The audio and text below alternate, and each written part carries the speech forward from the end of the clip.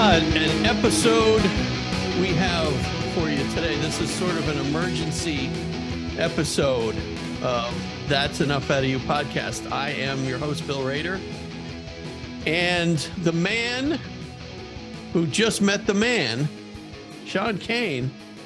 Sean, what's going on, buddy? Billy Raids, I'll tell you, buddy, you never know what's going to happen, buddy. You never know what's going to happen. So we're getting ready to do a question episode tonight because we got so many questions, and go out to dinner because it's my sister-in-law Katie's birthday. So my brother and my mom take her out, and we go up to Twigs in Tunkhannock, Bill. Okay, I don't know if you ever been there, Billy. Never heard of it. Never heard of it. Very good restaurant. I plug it, Billy. All right, let's plug it. It's good restaurant. I've never tremendous food there, Billy. Tremendous food. I'll have to check it out. But anyway, for the first time, we decided to sit outside because it was packed inside. There was open spots outside. It was nice out. So we're sitting outside, and we're sitting there. And now listen, Billy, I'm not getting into politics. I don't care who we're talking about. I'm going to talk to anybody who comes up. I don't care who it is. So Before I tell this story, I just want to get that out there. I don't want people writing in saying, oh, you're this or that, or left wing, right wing. I don't care about that.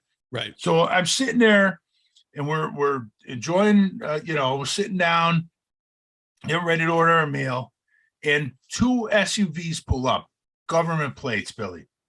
And my brother says to me, he says, this is detail. And I'm looking over, and I'm like, yeah, I don't know what's going on. And who gets out of the car, Billy? Who? But former President Bill Clinton. And Hillary's in the passenger seat, right? She's in there, and I didn't see her. She didn't get out. Bill got out at first, and people's greeting him there on the streets. So, my mom and Katie are sitting there. They're going crazy, and me and my brother's like, well, let's go talk to him. So we walk right up, Bill. Yeah, push our way right to the front, and Katie's videoing this whole thing. And Bill, you're going to have to do some magic there and clean up the audio, buddy. I'll try my best. Because I sent it to you, Billy.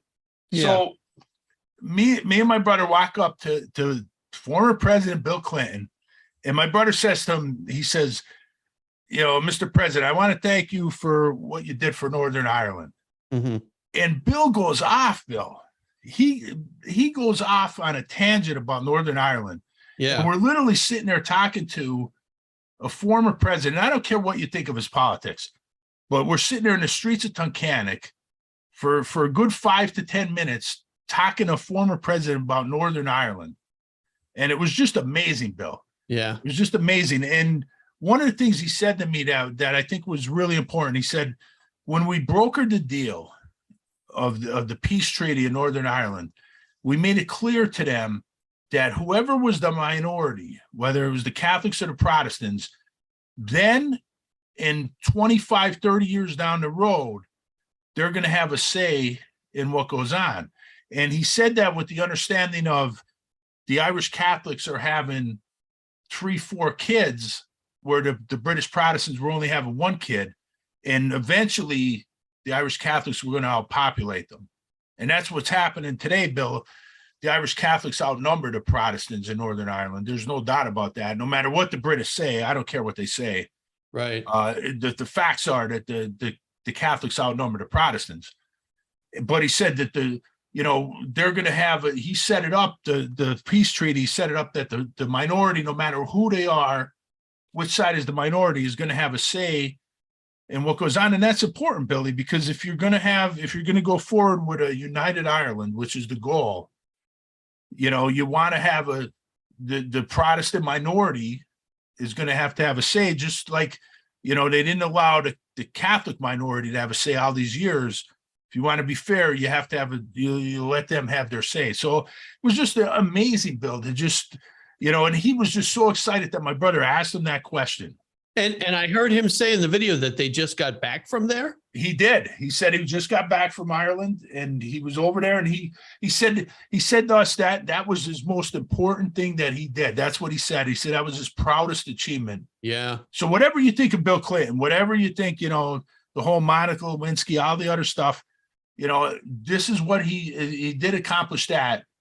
He did try to get the peace in Northern Ireland, and like I said, Bill, it was just amazing. Like if it was Richard Nixon, I would have went up to him. Right. Of course. To just have a talk with a former president, Bill. Yeah. It was just amazing. And the thing is, the guy, and you could see from the video, Bill, he just really wanted to talk with me and my brother. Like we tried to get a beer with him, Bill. I wanted to get a beer with him. Seemed like he was very down to earth. He was. He would have talked to anybody. He really seemed in that. Well, the thing is, I felt bad because there was a vet there that wanted to talk to him. You could see him there with the biker jacket. And he wanted to talk to him. And, Bill was wanting to talk to me and my brother. He really got into the Northern Ireland stuff. And I'll tell you, Bill, my brother was getting nervous because I told my brother, I said, if the Secret Service let us have a beer with him, I'm going to ask him the question. Yeah. And I was going to ask him, I was going to say, Mr. President, did Allen Dulles order the JFK assassination? I was going to ask him straight out, Billy. Probably he wouldn't answer me, but no, he wouldn't. I was going to ask him, Billy. But it was just amazing, Billy. In the streets of Tunkhannock, buddy, you're sitting there, a former president of the United States, and me and my brother are talking about Northern Ireland peace treaty, buddy. Yeah. And she seemed very nice too. I mean, she, you could tell she wasn't going to have a conversation with you, but no. Well, the thing is, I didn't even know she was there, Billy. Like Bill was talking to us, and she got out of the car at the end there, right? And my brother shook her hand. We got a picture of that, but I didn't even see her there to the end. She stayed in the car, Billy. No, she was standing there talking. When we were talking to you can see that on the video. She's all right. I thought she stayed in the car to the end, buddy. No, she was out there talking. Okay, all right. I didn't even see her, Bill, because like I said, I was just amazed that as soon as my brother asked him the question, like he was just so excited to talk about that situation, Bill. And it was just amazing that he started telling us as much as he did. Yeah. And it was just amazing, Bill, to talk about because, I've been involved in that situation. I've been interested in what went on over Northern Ireland for a long time. And he was one of the, whatever you think about Bill Clinton, he was one of the few presidents that ever took an interest in what went on over there. Mm-hmm. And I think he understood about the colonialism, the British colonialism that caused the problem. I think he understands that. But he understood that, you needed a peaceful solution. And he talked about, you could hear him on the tapes, Bill, talking about the kids over there. Right. Young people. Yeah. That the violence had to end. Right. Yeah, that's what I heard that on the video. Yeah. And then he says it clearly, Billy. And I heard him say something about, being able to choose where you want to go to church. Yes. Yeah. And that, that shouldn't matter. Right. And the violence has to stop. And he was really clear about that. And it was he was really passionate about it. I have to say, he was really passionate about it. And he said it was one of his achievements, that he was able to broker a peace bill at a time when the violence was really high. Yeah. So that's one thing you have to give him credit for. So that's a way to kick it off, buddy. It was just amazing. And use your magic there. Clean that audio up, buddy. I'll do my best, Sean. And, we'll probably, I wonder, maybe we could post the video to the website so that, and at least, kind of show, because I don't think that, I don't think there's any issues with copyrights or anything like that. I don't think so. I mean, there shouldn't be. I mean, the Secret Service was all over that. They were out there, and I think they were getting a little bit nervous because he started to get closer to me and my brother. If you notice, like when we start talking more, he got closer and he started telling us more, and they were kind of getting closer. I was watching him on the corner of my eye, but right. It was just amazing, Bill, it seemed like he would have stood there and talked to you guys for hours. I'm telling you, Bill, if we had a chance to say, Mr. President, you want to sit down and have a beer? I'm telling you, he would have said yes. He would have said yes. And again, I don't care what your politics are. I don't care. Right. I really don't care. But if you have a chance to meet a former president, I don't care who it is. Right. You want to have a conversation with that because it's a once in a lifetime chance. Of course. And it was amazing. Again, he seemed like just a real down to earth guy.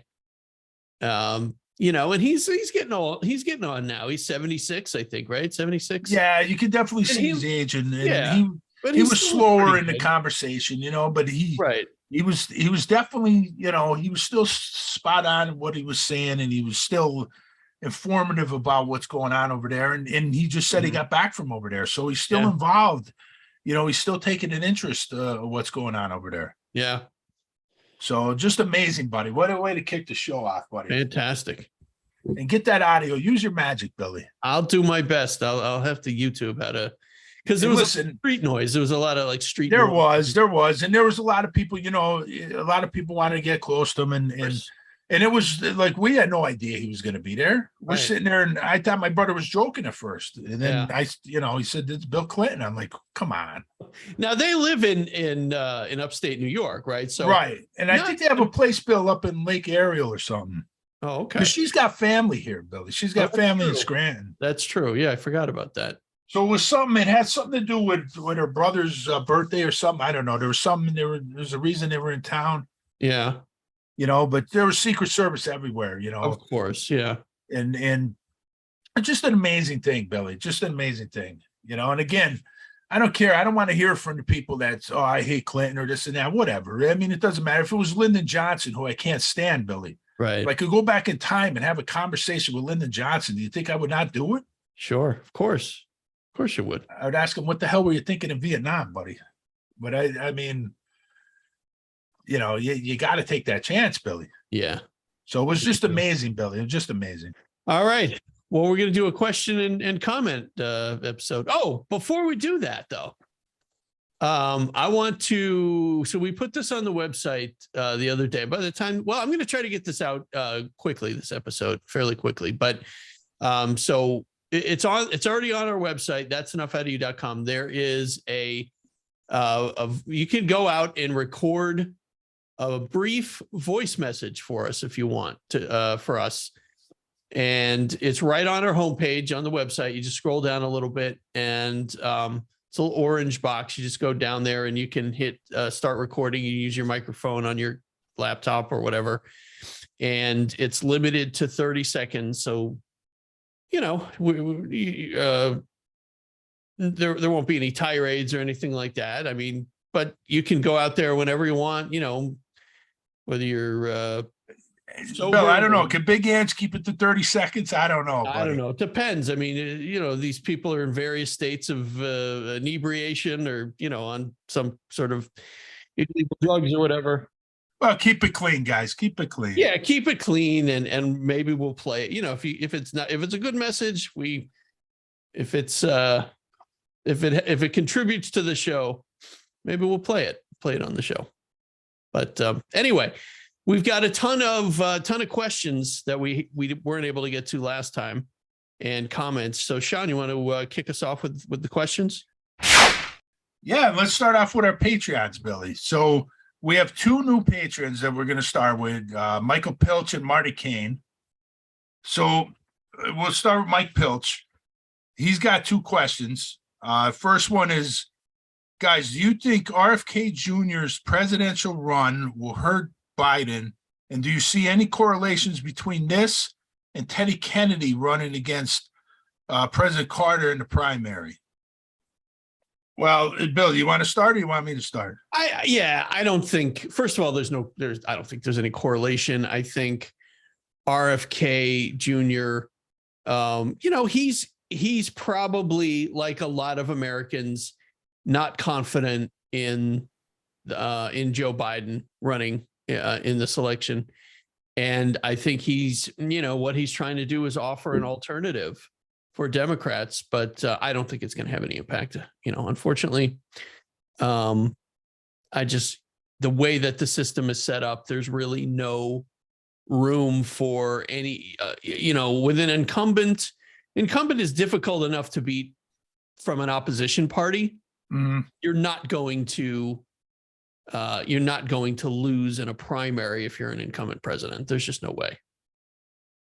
Yeah, the two-party system is just, that's just the way it's set up. But Billy, I do want to say, though, that, I heard this term used a lot with RFK Jr., and it's coming from the left and the right, that it's refreshing some of the things he's saying. And it's just, To me, it's amazing. Well, I'm not surprised how the mainstream media has attacked him, and it's just, if you don't like the guy, be an independent thinker and use your own thoughts and opinions on it. Don't just say what the mainstream media is saying, because immediately he questions, the safety of vaccines. Well, the media says an anti-vaxxer. Right. Well, come on, Billy. I mean, he's got, his kids are all vaccinated. I mean, he questions, he wants peace in the Ukraine. All of a sudden he's pro-Putin. It's like, come on with the extremes. He questions that, he says the CIA killed his uncle and his father. All of a sudden he's a conspiracy theorist. Well, the CIA did kill his uncle and his father. Yep. So, I mean, come on. What I'm saying is, use your own thoughts, quit listening to media, because obviously they have an agenda. They don't want RFK Jr. and the CIA definitely don't want RFK Jr. anywhere near the presidency. So there's going to be an agenda against them. And I like that word refreshing, Billy. I like a lot of things he's saying. And you don't have to agree with everything he's saying. You're never going to agree with everything a candidate's saying, but I just like the choice of here's another choice to go with. If you're not happy with the other two guys, here's another opportunity. And I like some of the things he's saying, to be honest with you, Billy. Yeah. I mean, it is, it's nice to, when you look at what the choices are in front of us right now, anything else is refreshing, I think, at this point. I saw an interview the other day with governor of New Hampshire. What's his name? Chris Sununu, I think Sununu. Yeah. And he's a Republican governor of New Hampshire, but he has some ideas of his own. He doesn't follow the party line with everything. And, he's also one of these guys who wants to reach across the aisle and work with the Democrats and include people. And he's not Sean, one of the things that I look for in a candidate is somebody who doesn't make the other side the opposition. Right. Exactly. It's somebody who says, I'm willing to, I want to work with you. I don't agree with everything you say, but I want to work with you. Which is something JFK did unbelievably, Billy. Of course. And I want to be everybody's president, or I want to be everybody's governor, or I want to be everybody's senator, not just the people who vote for me, not just the people who wear my hats and my t-shirts and wave my flags. I want to be everybody's president. And that's what I look for, whether you're a Republican, Democrat, whatever. Obviously policy things, certain policies are important to me, but I want somebody overall who's going to want to do what's best for the whole country. Yes. And RFK Jr.'s got me intrigued, Billy. Yeah. So we'll see what happens. I really think, Sean, I think we're on a trajectory where we're going to get the same two candidates, but I also, in the back of my mind, leave room for anything can happen.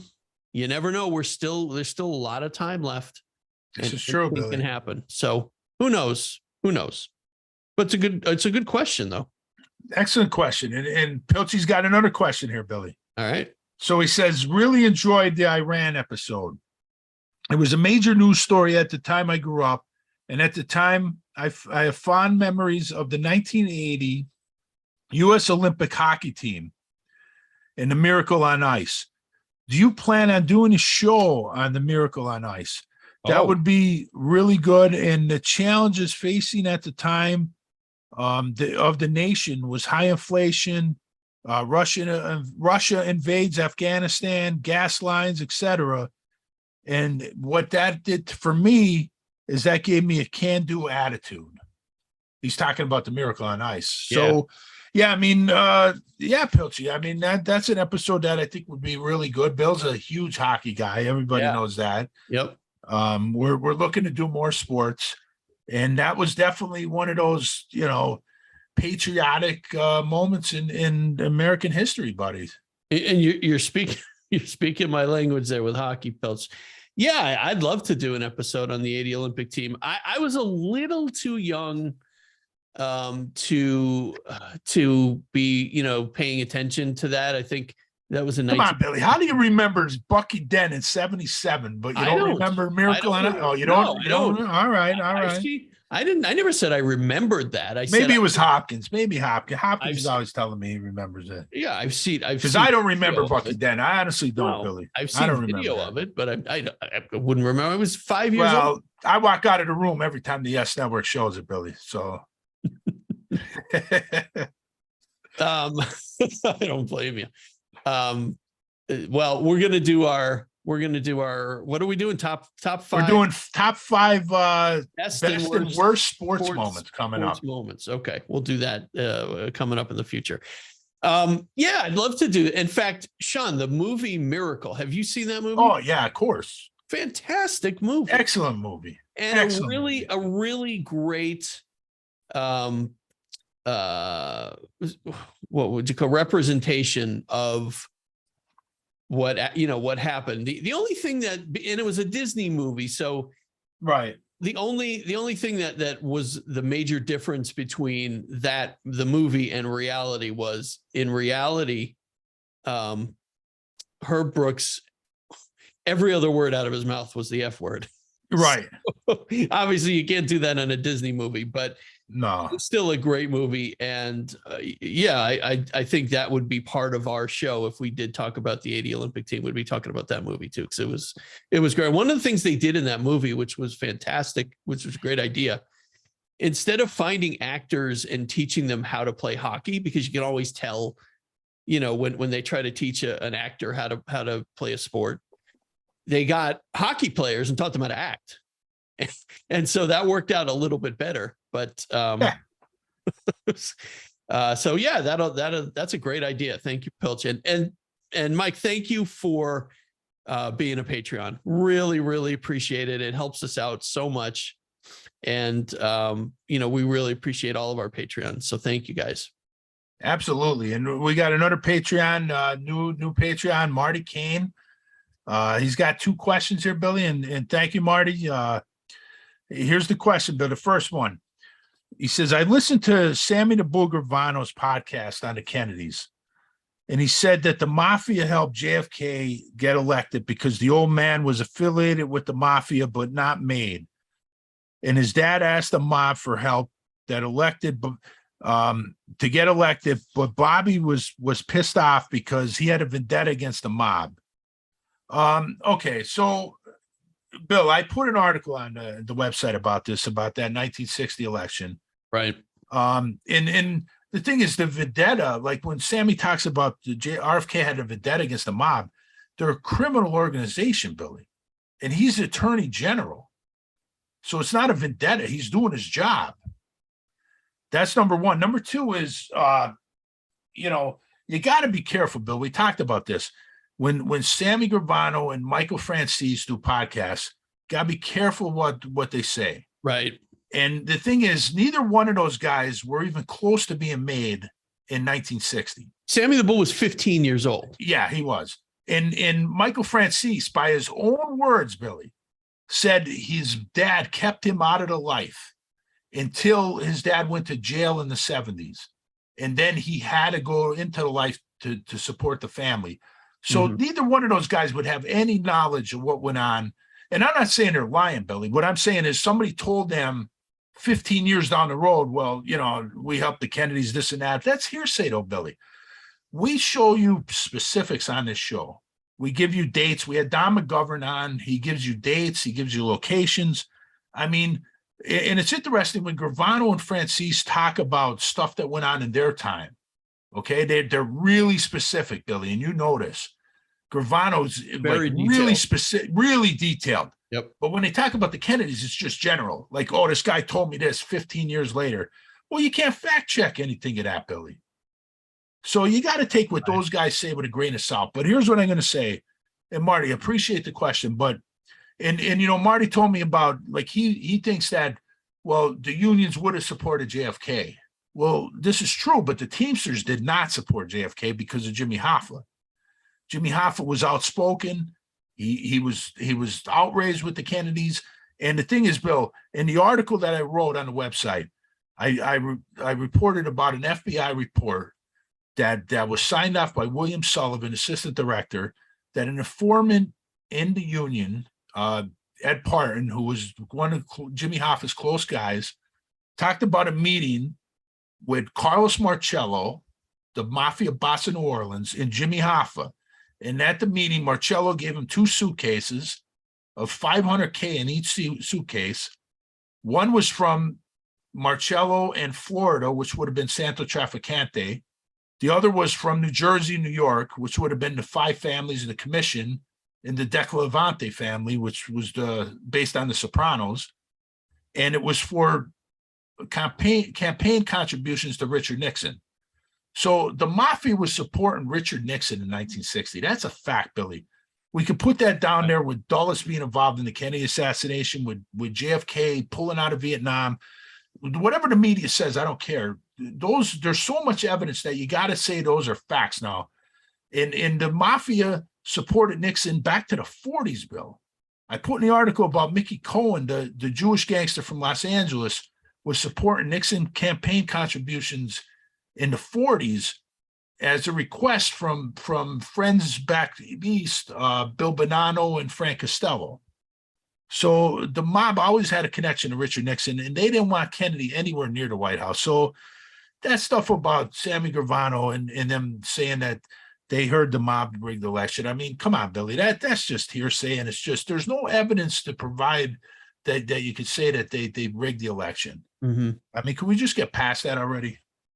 Yeah, and the mob, it's not, it's we can't put it past the mob to take credit for things that they had absolutely nothing to do. Sure, but also, Billy, you have to point to the fact that you have to be able to decipher what the mob could actually accomplish. And the thing is, when the people actually looked at the actual voting in that election, it was kind of understated. Like it was lower than expected. So there wasn't a high volume of, like, there was this myth that dead people were voting and stuff. That was not true. And the other thing is the outfit in Chicago only had control of a very few amount of the wards. So they wouldn't have the power to control and rig and fix an election, Billy, at that level. They wouldn't have the power. So, no matter what these guys say in these podcasts, Billy, the fact is that the mafia was supporting Richard Nixon in 1960. Mm-hmm. And that's a fact. We could label that as a fact, Billy.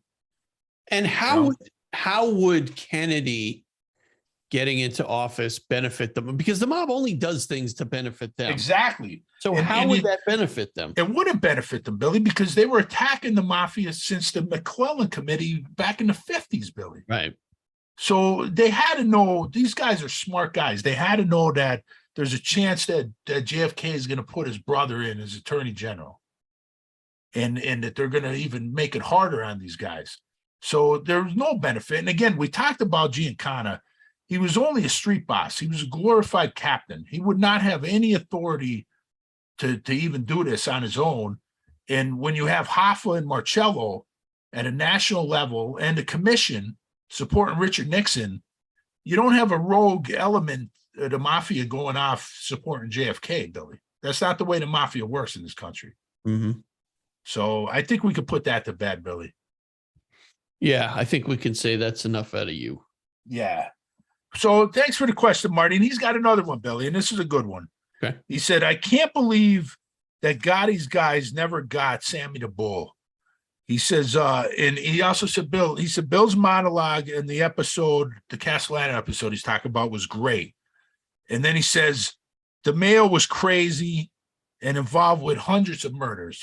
Well, yeah, we can't argue with that. The Mayo was nuts. Mm-hmm. But as far as why Gotti's guys never got Sammy the Bull, I think, Billy, after Gotti went to jail, Frank Locascio, Sammy turned. We talked about Sammy was actually the one actually running things on the street. So when Sammy turns and the other guys go to jail, there's really nobody left, and they weren't in a position to really go after Sammy. Right. And the thing is, with witness protection, Billy, it's easy to hide these guys because there's places in this country you could put where there's frankly no Italians, no Irish, no Jewish. You could hide them. Like I think Sammy was in Arizona, wasn't he? He was, but he wasn't exactly hiding though. He was. No, he wasn't. He got involved in some drug issues. He was selling ecstasy, I think, with his kids.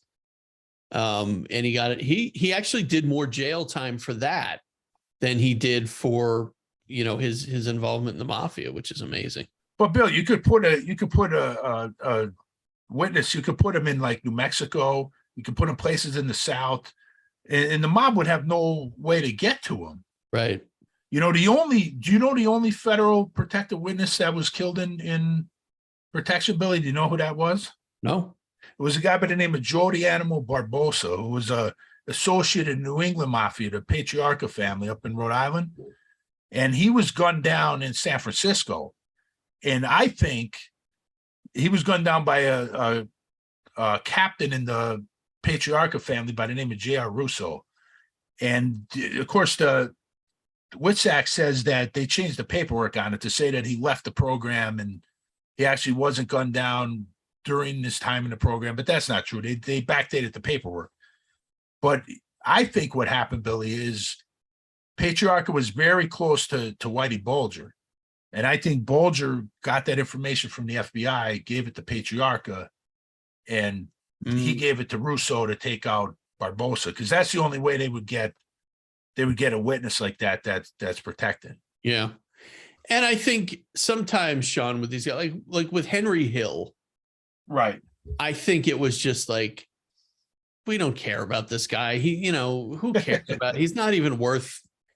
Right. I think that was definitely the case with Henry Hill. I mean, as far as Sammy the Bull goes, he was such a high profile guy that if he was killed, I think there would have been a major investigation into it, and they would have found who did it. But not that I think that would have been that big of a deterrent, but I just think he was way too high profile for them to go after him.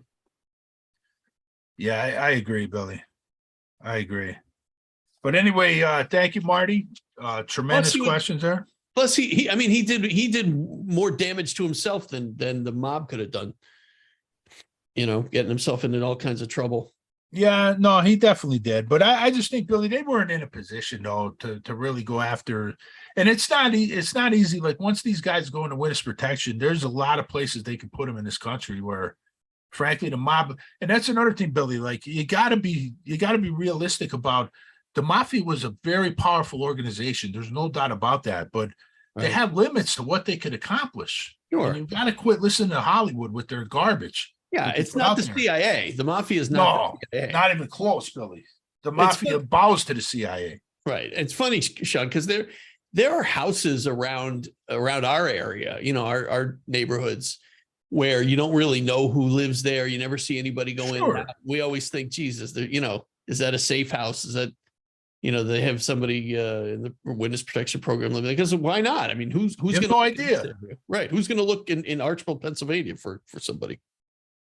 Nobody, Billy. All right. So, all right. Marty, thank you. Marty, thank you so much for joining Patreon. We really appreciate it. Appreciate the support and, your interest in the show and everything. Just really, really amazing stuff. So thank you. Yeah, thank you, Marty. He always comments on the episodes, Billy. He always got great comments. Always. And then the next is another Patreon, Billy. Our good buddy, Big Angelo Mariucci. All right. And he's got 3 big questions, Billy. All right. Okay, so he says, when you watch these documentaries, I think a lot of them always point the blame at Gotti as the reason the mafia was taken down. Well, yes, his splashing in the love of the limelight did not help. But could you also say the use of RICO, which was used in the commission case, was more of a factor?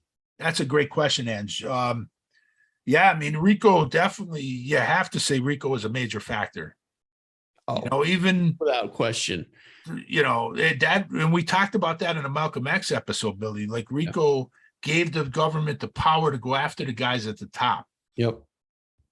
Yeah, because you didn't have to be, they didn't have to have hard evidence connecting you to the actual crime. It was, you were associated with Right. the people committing the crimes, and they could take out everybody based on that. Well, Sean, we're going to have to do an episode on how the government, how, state of New York and the federal government took down the mafia in the late 80s, early 90s, because I think it's a really important story to tell. Yeah, we're definitely gonna have to do that, Billy.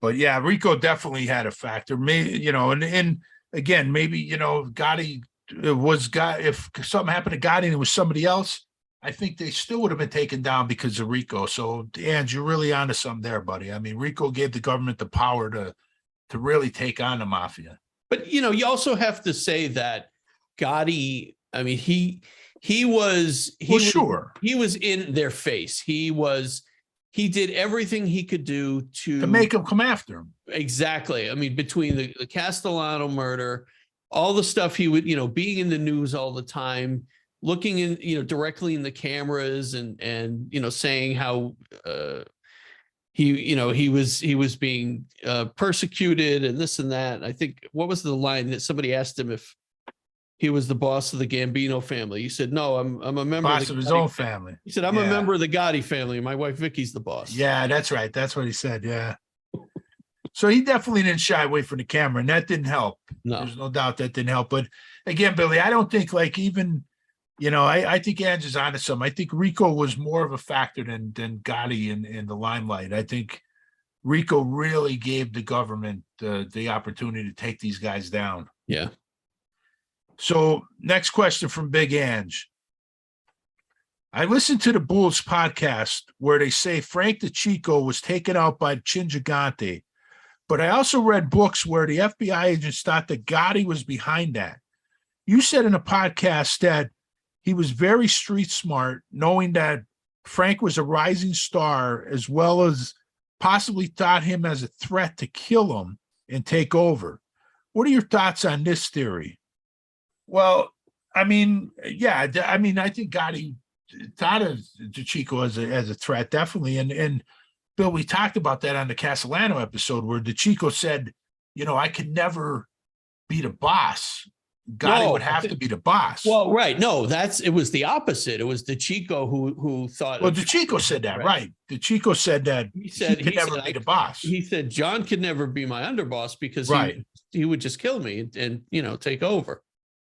But the thing is, Bill, the facts that we know because of informants, because of the FBI's investigation, we know that Gaspar Casso and Vic Amuso were the two guys that were contracted by Chin Gigante to take out the Chico. So I'm pretty, good on that evidence that it was the Chin that really wanted to take out. And I don't think that he was targeting Gotti, because a lot of people felt that he was targeting Gotti and hit the Chico by mistake. I think he was targeting the Chico. Right, because they knew who the mastermind of that murder was. Right. And, and I don't think that had anything to do with the Chin respecting Castellano. I think it just had to do with these guys not following the rules. Yeah. And getting the okay on that. Absolutely. So, yeah. If that was one of that's the number one commandment of the mafias. You don't kill a made guy, especially a boss, without getting the okay from the commission. Right. So next question by Big Ange. So he says, what are your thoughts on Michael Francis? And we kind of answer this in the Marty Kane question, but he says, I listened to this podcast as well, and he makes a lot of claims about topics you guys discuss from JFK, Marilyn Monroe, as well as Henry Hill and the Goodfellas story, and Sammy the Bull as well. Great job, Bill and Sean. Look forward to each podcast. Well, thanks, Big Ange. We answered this on Francis. I take what these guys say about things that when they weren't made, I take it with a grain of salt, because things happened 15 years, 20 years before they were even made. Billy, the mob, just because you're in the mob doesn't mean you know every factor, every detail of stuff that happened during the entire history of the mafia. I mean, they use buffers to keep the guys insulated at the top. So guys in the bottom aren't going to know these high level details of plots at the top. So yeah, I take anything they say on the Kennedys, just until they give me facts, I'm just not believing anything they say on that. It's just hearsay. This guy said that. Well, my dad had an affair with Marilyn Monroe. Well, okay. When did they meet? What's the location? And then we could have Don McGovern fact check it. Until then, it's just in one ear and out the other, Billy. Yeah. And what's your thoughts on that? Yeah, I agree with you. I've only watched a couple of Francis's podcasts. Usually I like the ones where he talks about the Sopranos or the different mob movies. I really don't get too much into his life in the mafia. Well, what he says, Bill, about his time in the life is very specific, very detailed. And when he talks, like Ann's mentioned Henry Hill, when he talks about Henry Hill, it's okay. Well, he was in prison with Henry Hill. That's a fact. We know that. So stuff he says about Henry Hill, I could take that serious. But I can't take anything he says that happened 15 to 20 years before he was a made guy. And he says, well, this guy told me this happened, or that guy, like, I can't fact check anything of that. So I could just go off the evidence that I know, that the mafia was supporting Richard Nixon. They weren't rigging any elections. The Don McGovern went through the JFK Marilyn Monroe stuff. He went through the RFK Marilyn Monroe stuff. So anything those guys say about stuff that did not happen in their time period, I can't really take serious, Billy. Yeah, I agree with you there. So next, Billy, we're going to get on to, we actually got some nasty grams, Billy. You're kidding. No, we got some emails, and I was able, before the YouTube police got to them, Billy. Yeah. I was able to get this. So I'm gonna read it minus the profanity that it was laced with. So you know what? All right, go ahead and read it, because I have a theory on this, but go ahead. Okay. So this is from the American Patriot, Bill. Yeah. American Patriot from Dallas, Texas. Big D, buddy. Okay. He said, Bill and Sean, I listened to your podcast from startups, but I'm going to stop because I'm tired of your F-bomb, anti-American traitorous views. And Bill, you are a left-wing libtard. And Sean, you are a mafia-loving F-bomb, right-wing fascist wannabe. Two, and then he's got a CS bomb, scumbags. God bless the USA. Well, thanks for that piece of poetry there, American Patriot. Listen, here's okay. So a lot of these that we get, I don't think that one was a bot. A lot of these that we get are definitely from bots. Right. Hey, you don't like us? Don't listen. There are like 50 million different podcasts out there. You don't like us? Please don't listen to us. Please don't listen to us. Well, Bill, it's interesting that he calls me a fascist, because I spend almost every episode verbally bashing one of the biggest fascists in history, Alan Dulles. And he comes out and he calls me a fascist. So whatever. And then, the other thing about a mafia lover, like, just because I defend them when they're accused of crimes I know they didn't commit, that means I'm a mafia lover? I mean, come on, you got to go with the facts there, the American Patriot. I mean, yeah, but whatever. We have, we're going to read it, Bill. We're going to read it. As long as we could get to it before the YouTube police take it down. Listen, I'm sure American Patriot is a nice guy, right? I'm sure he's a well-educated, handsome. Well, Bill, handsome I didn't mention the spelling errors in this, buddy. Oh, I'm sure. Oh, I'm sure it was perfectly worded and spelled. And I'm sure he's living in a wonderful place where there's not, methamphetamine being boiled, and. Bill, you mean he's not in his grandmother's basement? Is that what you're telling me? I'm sure he's not. I'm sure he's making a very good living for himself and doing great. And that's why he's so, he's such a happy person, wants everybody to do well. Well, So Bill, the one thing I got to say is, why are we considered traitors? Because we point out bad stuff the government did. I mean, how could you ever improve anything if you just ignore history? that's right. I mean, how are we traitors? To me, the traitors are the guys that just wave the flag and just, let Allen Dulles escape history and all the bad stuff he did. Yeah. And you just say America's the best. They never did anything wrong.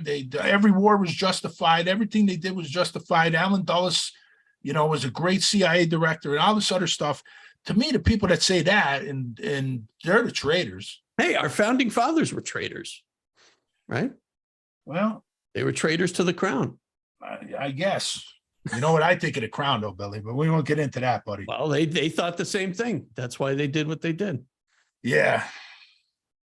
So anyway, you know what? Thanks, American Patriot. Next time, turn down the profanity, get the spell check, and we'll read your stuff again. And what's funny is he's not going to stop listening. He's going to listen to every episode, and that's fine, But I mean, if you do, honestly, nobody's forcing anybody to listen to this. There's like 50 million podcasts out there. Go listen to something else. Go listen to Sean Hannity.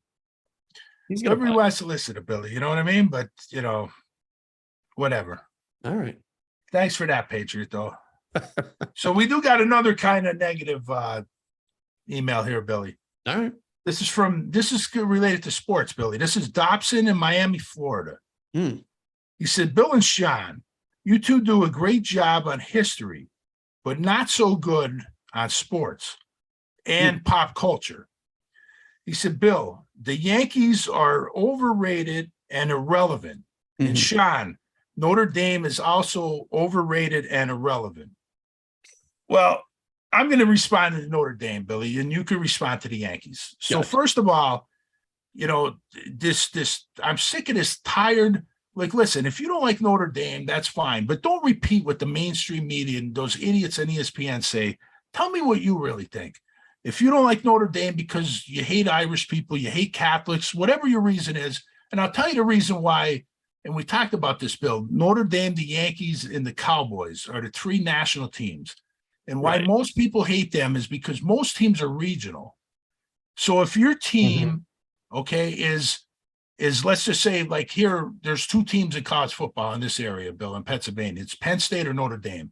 And I know diehard Penn State fans, some hate Notre Dame because they're thinking, why people in Pennsylvania root for a team that's all the way in Indiana? It's the same thing up in Boston. Ton of Notre Dame fans, and the diehard Boston College fans are, why are all these fans here rooting for Notre Dame? So I get it. I get that. But to say overrated, I mean, that's just stupid, Bill, because there's a guy, and I forget his name, Bill, Josh something. He does a college football podcast, and he's not even a Notre Dame fan, but he called all these guys out. He said, listen, Notre Dame is the easiest team to consistently correctly rate, because every single year for the past decade, they've been rated around preseason, like around the top 10, either inside the top 10 or just outside the top 10. And that's where they finish every year. Right. But are consistently rated correctly. They're not overrated. And the hater will come back and say, well, Notre Dame, they get to the playoffs, they lose every year. Yeah, who do they lose to? Alabama, Georgia, Ohio State. Nobody says they're better than those teams. So they're not overrated. Dobson, look up the definition of overrated. Okay. And as far as irrelevant, I mean, quit talking about them if they're irrelevant. I mean, Notre Dame is the biggest brand in college football. I said that before, just like the Yankees and the Cowboys, Billy. You got to distinguish between brand and team. When USC and UCLA announced they were going to the Big Ten, within a minute, Bill, the biggest story was, what is Notre Dame going to do? And I'm just sitting back laughing, like, how is Notre Dame even involved in this? But that was the biggest story on every news, from ESPN to ABC to social media. Like, they're the biggest brand, Billy. And you could say the same thing about the Yankees, Billy. So you can speak on the Yankees. Without a doubt. Yeah. I mean, anybody who says the Yankees are irrelevant has no idea what they're talking about.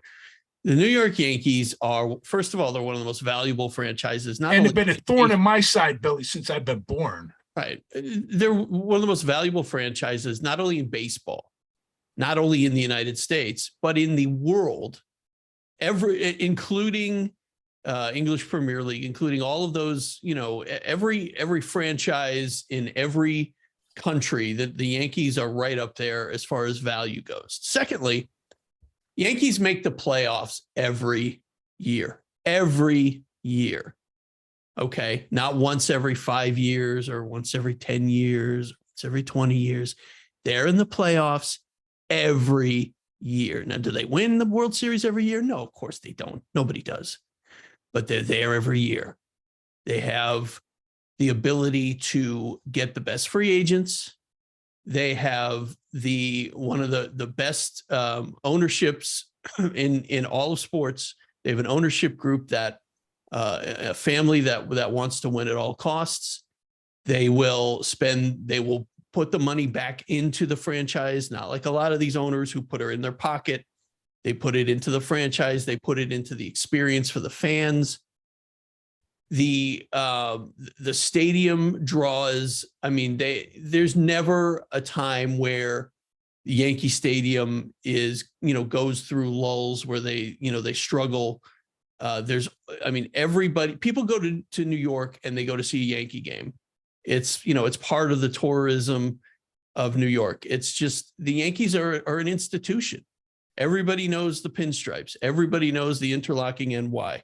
And I'm going to keep talking about it and talking about it and talking about it because they are still relevant and they are one of the best teams in the world.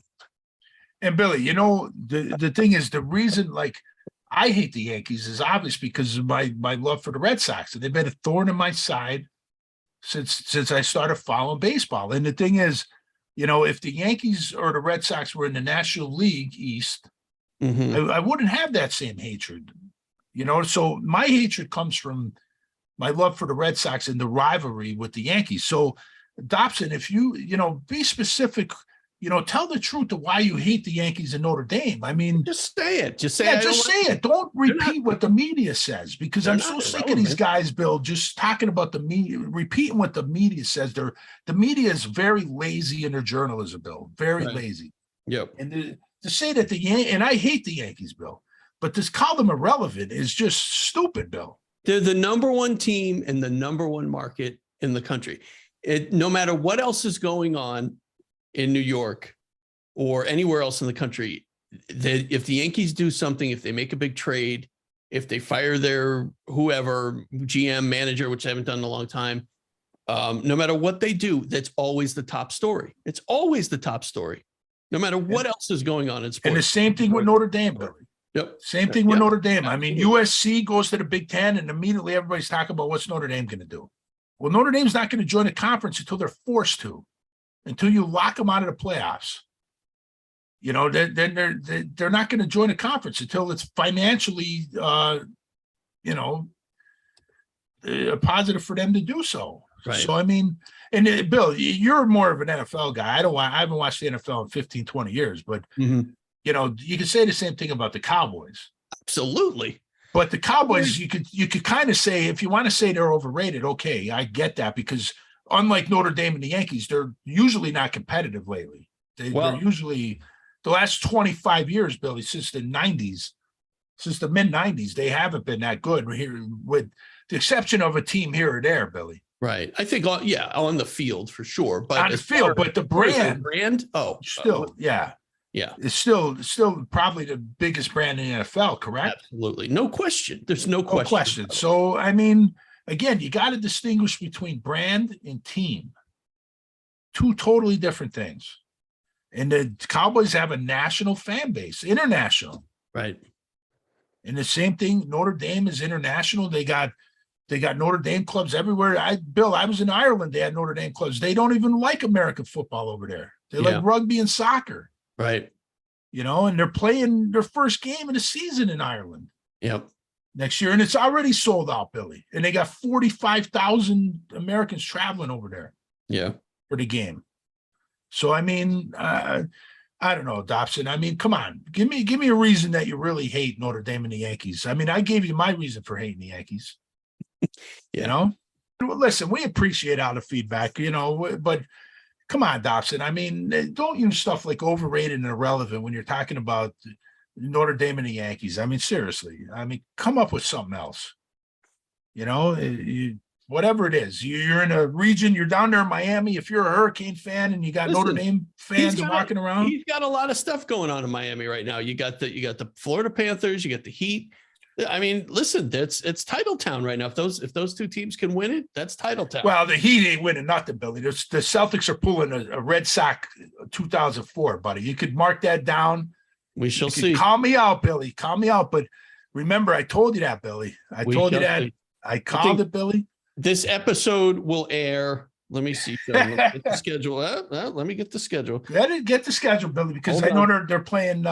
So this episode tomorrow. Will air the day after. The day after Game 7. So we shall see. We shall see. We'll know by then. And the pressure on the Heat is going to be enormous. It's going to be like Schilling with the bloody sock, Billy. They're going to crack under pressure, Miami. And then when it goes back to Boston, that game will be over by the end of the first quarter, buddy. All right. We'll see. You'll be sitting there, Billy. I'll be texting you. Game over, buddy. Could be right.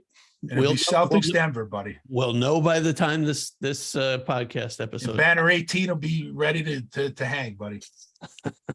All right, Sean. Listen, we have gone on long enough. I don't know if you have any questions that you absolutely need to get to, but we got to wrap this up soon. So, well, let me get to one more, Billy. All right, let's get one more in here.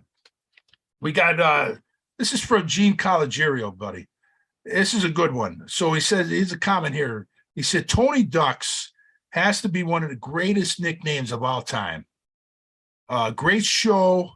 And Billy was excellent in the end. He's talking about the Castellano episode. Yeah. And then Joe DiPasquale commented about nicknames. He said that in Jessup, growing up in Jessup, he said a lot of Italians used nicknames for everybody. And I know my dad and their family, growing up in Jessup, everybody used nicknames. They call my dad, they call him Chank and Franco and everything. Like they all had nicknames. So, yeah. Just thinking of some of the great nicknames, Billy, the mob. You got Quack Quack, Angelo Ruggiero. Yep.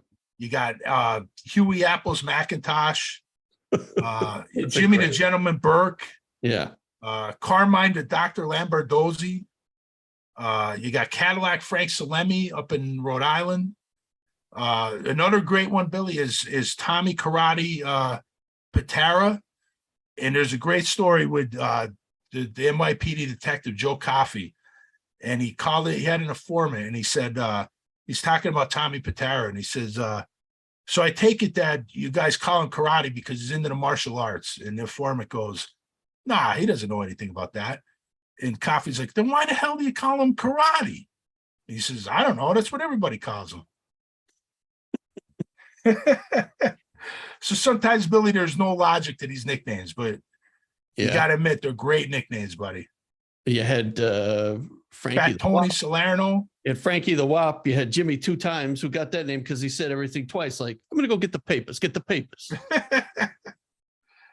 And even on television, Billy, they give them great nicknames. Oh, yeah.